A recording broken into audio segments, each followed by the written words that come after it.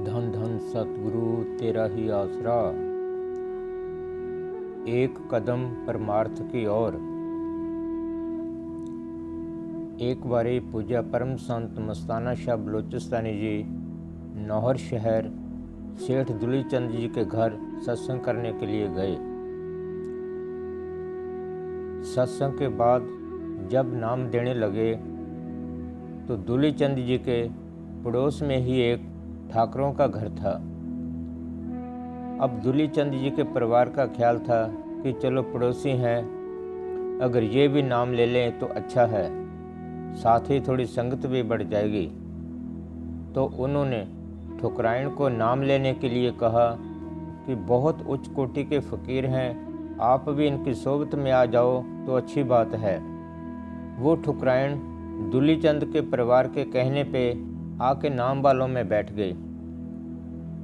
जैसे ही मस्ताना जी नाम देने के लिए आए तो आप जी ने कई अनअधिकारी जीवों को बाहर निकाल दिया, क्योंकि पूजा मैनेजर साहब जी बहुत बारी फरमाया करते थे कि शराब पीने से 3 महीने तक हृदय शुद्ध नहीं होता और मांस खाने से 6 महीने तक हृदय की सफाई नहीं होती।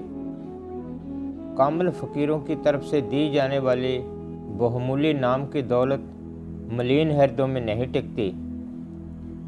इसके लिए हृदय साफ और पवित्र होना बहुत ज़रूरी है।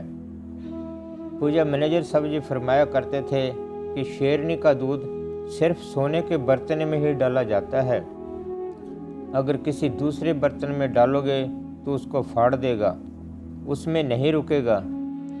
इसी तरह ही नाम बहुत पवित्र दौलत है। नाम को रखने के लिए भी पवित्र हृदय का होना बहुत ज़रूरी है। तो मस्ताना जी ने उस ठुकराइन के बारे पूछा कि ये बीबी कौन है। दुलीचंद जी ने बेनती की कि मस्ताना जी, ये हमारे पड़ोसी ठाकुर साहब के घर वाली है, इनका भी ख्याल नाम लेने का है। तो इतने में ही वो ठुकराइन कहने लगी, बाबा जी वैसे तो मैंने पहले भी एक गुरु कर रखा है। मस्ताना जी ने पूछा कि उसका क्या नाम है। तो वो कहने लगी, जी मेरे गुरु का नाम घोगड़नाथ है।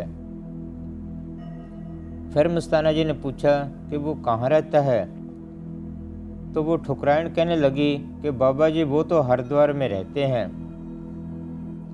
तो पूजा मस्ताना जी ने उस बीबी को बहुत ही प्रेम से फरमाया कि देखो बीबी, ना हम गुरु बनते हैं और ना ही चेले बनाते हैं, हम तो उस मालिक की सच्ची बंदगी करने का आपको तरीका बताएंगे और कुछ नहीं। फिर मस्ताना जी ने फरमाया कि आपका गुरु तो हरिद्वार में बैठा है, अगर तेरे पे अब कोई मुसीबत आ जाए तो तेरे को कौन छुड़ाएगा। हम तो तेरे को वो ताकत पकड़ाएंगे जो टट्टी पेशाब के टाइम भी तेरे साथ रहे, हर वेले तेरी संभाल करे। मस्ताना जी ने फरमाया कि जो दुनिया का राम है वो सूखा राम है। सभी राम राम रटते हैं मगर कुछ भी हाथ पल्ले नहीं पड़ता। जो फ़कीरों का राम है वो हरा राम है। फ़कीरों ने सख्त मेहनतें करके उस राम को अंदर प्रकट किया है। वो राम काम देने वाला, हर जगह संभाल करने वाला जिंदा राम है। वो राम जैसे फ़कीरों का सब काम करता है, अगर तुम जपोगे तो वो तुम्हारा भी काम करेगा। कबीर साहब जी उस न्यारे राम के बारे बताते हुए अपनी वाणी में फरमाते हैं कि इस जग में चारों राम है, 3 राम व्यवहार, चौथा राम निजसार है, तिनका करो विचार। फिर आगे बताते हैं, एक राम दशरथ का बेटा, एक राम घट घट में बैठा, एक राम का सगल पसारा, एक राम सबहू से न्यारा। आखिर में फिर फरमाते हैं कि 3 गुणों की भक्ति में भूल रहा संसार, कहे कबीर सत नाम बिन कैसे उतरे पार। कबीर साहब जी फरमाते हैं, जो असली राम है, असली सतगुर है, जो सुख शांति देने वाला है, जन्म मरण के बंधन छुड़ाने वाला है, वो त्रिलोकी के पार चौथे लोक में रहता है। उसके बारे में कबीर साहब जी साफ तौर पर फरमाते हैं कहे कबीर जन गाय के, सुनो संतो ज्ञान, नीचे तरलोकी रहे ऊपर सतगुरु नाम। पूजा मैनेजर साहब जी फरमाया करते थे, जब तक हर जीव उस राम गुरु या शब्द गुरु की भक्ति नहीं करता, उसके साथ नहीं जुड़ता, इस जीव को पूर्ण शांति और निज सुख नहीं मिल सकता। धन धन सतगुरु तेरा ही आसरा।